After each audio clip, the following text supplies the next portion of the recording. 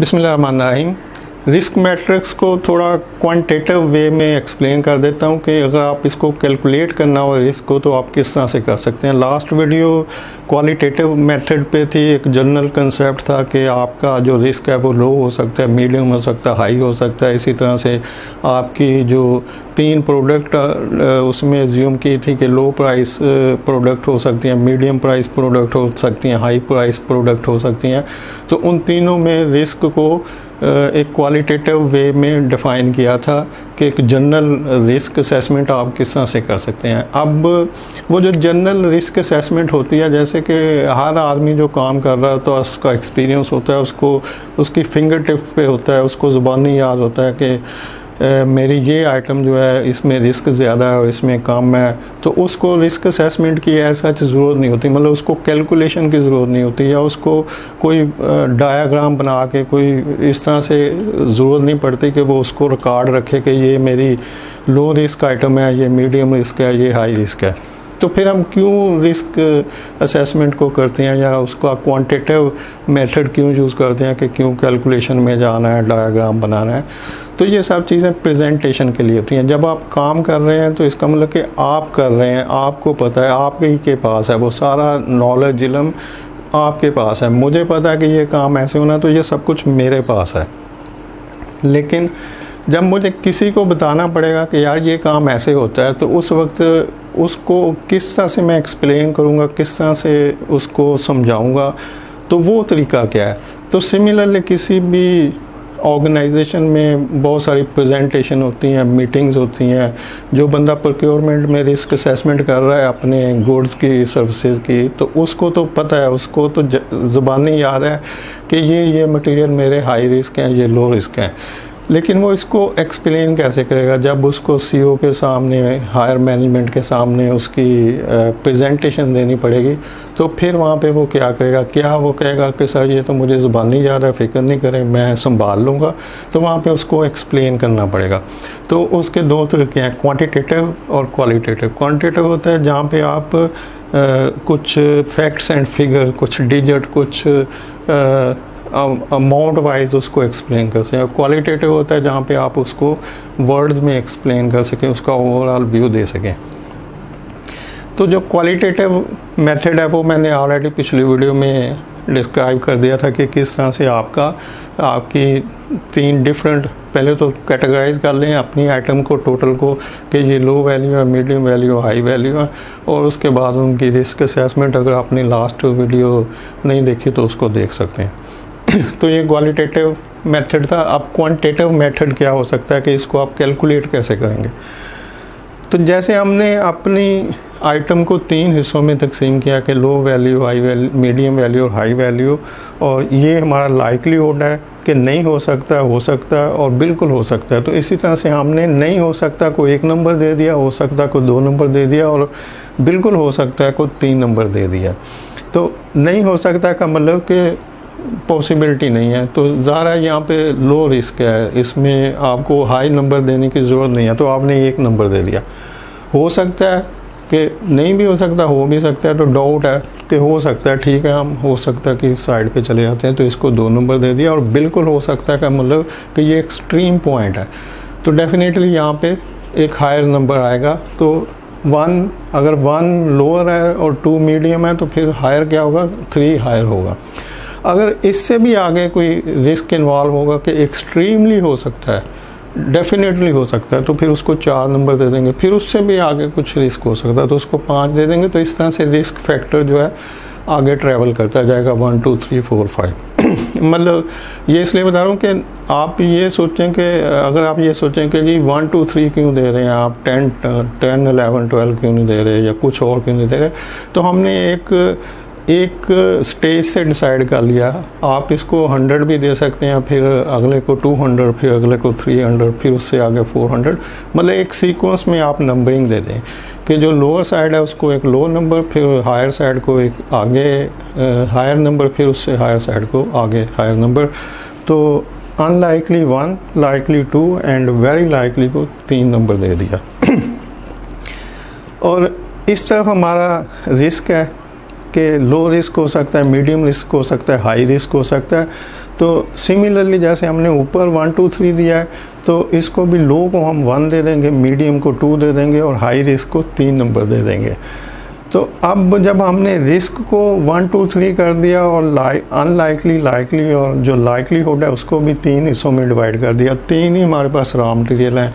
एक ऐसे raw material हैं जो कि लो प्राइस हैं और इजीली अवेलेबल हैं, दूसरे ऐसे हैं जो मीडियम प्राइस हैं और अवेलेबल भी हैं और नहीं भी हैं, थोड़ी प्रॉब्लम भी हो सकती है उनमें, क्योंकि आपके वेंडर रजिस्टर्ड हैं। एट द टाइम जब प्रॉब्लम आएगी तो आपको नए वेंडर ढूंढने में या सोर्स करने में थोड़ी प्रॉब्लम हो सकती है। उसमें प्राइस का जो वॉल्यूम है वो ज़्यादा हो सकता है आइटम का, कि फॉर एग्ज़ाम्पल एमरजेंसी परचेज़ करनी पड़ रही है, 10 लाख का कुछ मटेरियल चाहिए, तो वो वेंडर जो आपके पास अवेलेबल थे वो भाग गए हैं। तो नया वेंडर ढूंढने और उसको रजिस्टर करने और फिर उससे बाइंग करने में थोड़ा सा प्रॉब्लम हो सकता है, लेकिन इतना भी नहीं है कि आप मुश्किल के वक्त या इमरजेंसी है तो ना कर सकें, तो इसलिए मीडियम रिस्क है। लेकिन वो मटेरियल जो बिल्कुल सिंगल सप्लायर है, जो कि आपका रॉ मटेरियल है, बेसिक रॉ मटेरियल है, जिसके साथ आपकी प्रोडक्ट जो बन रही है वो जुड़ी हुई है, वो शॉर्ट हो जाएगा तो फिर आपको प्रॉब्लम होगी कि उसका अल्टरनेट सप्लायर ढूंढना मुश्किल होगा। मिल जाएगा तो उसकी क्वालिटी मैच करना मुश्किल होगी, क्वालिटी भी मैच हो जाएगी तो उससे सप्लाई लेना मुश्किल हो जाएगी, क्योंकि वो ऑलरेडी फुल होगा किसी और के लिए। तो इस तरह की, तो वो हाई रिस्क में आएगा। तो इस तरह से हमने जब रिस्क को, आइटम को 3 हिस्सों में डिवाइड किया कि लो रिस्क आइटम है, मीडियम रिस्क आइटम है, तो हाई रिस्क आइटम है, तो 1 2 3 तो नहीं हो सकता, हो सकता है और बिल्कुल हो सकता को भी 3 दे दिया। अब देखें कि नहीं हो सकता को 1 नंबर है और लो प्राइस जो आइटम होगी, तो जब हम इसको इससे मल्टीप्लाई करेंगे तो हमारा रिस्क फैक्टर निकल आएगा। यानी लाइकलीहुड और रिस्क को मल्टीप्लाई करना, ये फार्मूला है बेसिकली, कि आपका जो रिस्क फैक्टर है, रिस्क इक्वल टू होगा लाइकलीहुड मल्टीप्लाई आपका जो भी इम्पैक्ट आएगा, रिज़ल्ट आएगा इसके ऊपर, तो इक्वल टू आ जाएगा रिस्क। अब ये आपका लाइकलीहुड है और ये उसका इम्पैक्ट है, यानी ये होगा तो उसके नतीजे में ये असर आएगा कि अगर नहीं होगा तो उसके नतीजे में लो रिस्क होगा कि कोई मसला नहीं, अगर होगा तो मीडियम रिस्क होगा, लाइकली होगा तो मीडियम रिस्क होगा, वेरी लाइकली होगा कि बिल्कुल कुछ हो जाएगा, कोई हादसा हो जाएगा तो हाई रिस्क होगा। तो इसको मल्टीप्लाई करेंगे तो आपका रिस्क फैक्टर आ जाएगा। तो अब जो लो रिस्क आइटम होगी, अगर इसको हमने 1 नंबर दिया हुआ है, तो यहाँ पे अगर नहीं होगा तो उसको भी 1 दिया हुआ, तो 1 × 1 = 1। अब देखते हैं कि जो लो आइटम रिस्क है, अगर ये हो जाता है तो 1 × 2 = 2, कि 1 को 2 से ज़रब देंगे तो 2 आ जाएगा। तो इसका मतलब कि 2 क्या है, 2 हमारा मीडियम रिस्क है। और अगर ये बिल्कुल होगा तो लो रिस्क आइटम है, तो 1 × 3 3 आ जाएगा। तो अब 2 ज़रब 1 2 आ गया, 2 ज़रब 2 4 आ गया, 2 ज़रब 3 6 आ गया, 3 को 1 से 3 आ गया, 3 दूनी 6 आ गया, 3 3 9 आ गया। अब ये जो लो रिस्क 1 लो में आ गया और हाई में 9 आ गया। 1 to 9 को अगर आप हाफ करेंगे तो 4.5 आया। तो इसका मतलब कि यहाँ पर 4.5 जो है, यहाँ से ऑनवर्ड जो है, ये आपका हाई रिस्क है, ये आपका मीडियम रिस्क है, एंड बिलो देन दिस जो है ये आपका लो रिस्क है। फिर थोड़ा एक्सप्लेन कर देता हूँ कि जब आपने 1 2 3 रिस्क डिफ़ाइन कर लिया, 1 2 3 लाइकलीहुड को डिफ़ाइन कर लिया, तो रिस्क मल्टीप्लाई रिस्क इनटू जो लाइकलीहुड है, इसको जब आप ज़रब दे देंगे आपस में, तो आपका जो फैक्टर है वो डिफ़ाइन हो जाएगा। तो जब हम 1 को 1 से ज़रब देंगे तो 1 आएगा, 1 को 2 से देंगे 2 आएगा, 1 को 3 से देंगे 3 आएगा, 2 को 1 से देंगे 2 को 2 से 4, 2 को 3 से 6, 3 1 3 3 2 6, 3 3 9। तो अब लोएस्ट फिगर हमारे पास 1 है और हाईएस्ट 9 है। तो और इसका मीडियम क्या होगा, 1 to 9 का 4.5। तो अब ये जो 4 है ये बिलो देन हाफ है, यानी 4.5 से नीचे है, तो ये मीडियम है, सॉरी ये लो है। अगर 4.5 होगा तो मीडियम होगा, 4.5 या ऑनवर्ड जो है वो मीडियम होगा। तो ये लो है, ये भी लो है, ये भी लो है, ये भी लो है, क्योंकि ये 4.5 से नीचे है। 1 है, 2 है, 3 है, ये 4.5 से नीचे है। ये भी लो है, ये 4.5 से नीचे है। ये भी लो है, ये 4.5 से नीचे है। ये भी लो है, ये 4.5 से नीचे है। ये 9 हाई है और 9 और 4.5 के दरमियान 6 है, ये मीडियम है, ये मीडियम है। तो यहाँ पर हमने क्या देखा था, लो लो लो, 3 लो, ये भी लो लो लो, ये मीडियम, सॉरी ये लो लो और मीडियम, ये भी लो लो और मीडियम, लो मीडियम हाई, लो मीडियम हाई। तो इस तरह से वो जो हमने क्वालिटेटिव एक डायग्राम पिछली वीडियो में डिफाइन किया था कि आपकी लाइकलीहुड अनलाइकली होगी तो लो होगा, लाइकली होगी तो लो होगा, वेरी लाइकली होगी तो भी लो होगा उन आइटम के लिए जो कि लो प्राइस है और कॉमनली अवेलेबल है।